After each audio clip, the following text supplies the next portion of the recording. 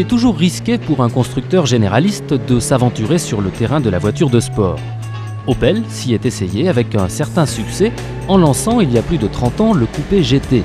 La firme allemande récidive aujourd'hui avec le Speedster. Quelle parenté faut-il établir entre ces deux enfants terribles ?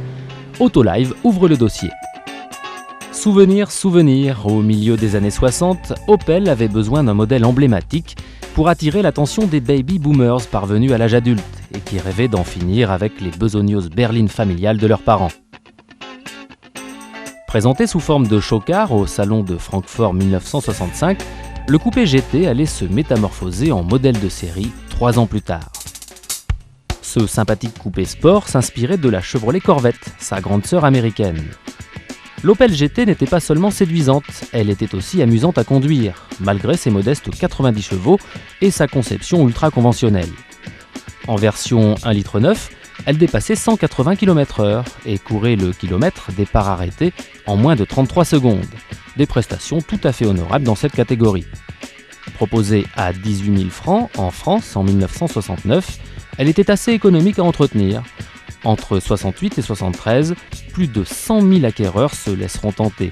Un score très estimable. Sa descendante, la voici. Qu'ont-elles en commun ? Le nom de famille et un habitacle limité à 2 places. Bien peu de choses en somme. Comme le coupé GT, le Speedster a fait ses débuts sous forme de concept car au Salon de Genève 99. Au Mondial de Paris cette année, le concept est devenu réalité. Une réalité tarifée 210 000 francs. Question : une voiture de sport doit-elle être chère pour paraître crédible ? En son temps, le coupé GT n'avait pas fait ce pari. Le Speedster, il est vrai, apparaît beaucoup plus sophistiqué avec sa structure tubulaire en aluminium et son moteur central. Une architecture signée Lotus qui a très habilement cloné sa très convaincante Élise. C'est encore Lotus qui fabriquera le Speedster dans son usine d'Etel. Une production confidentielle limitée à 3000 exemplaires par an. On est loin des scores commerciaux du coupé GT. Le Speedster aura sans doute fort à faire pour imposer ses 147 chevaux un peu trop polissés.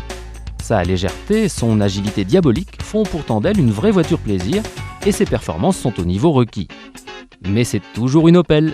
Tel sera le handicap majeur de cette jolie voiture de sport. Avec le Speedster, Opel a placé la barre assez haut.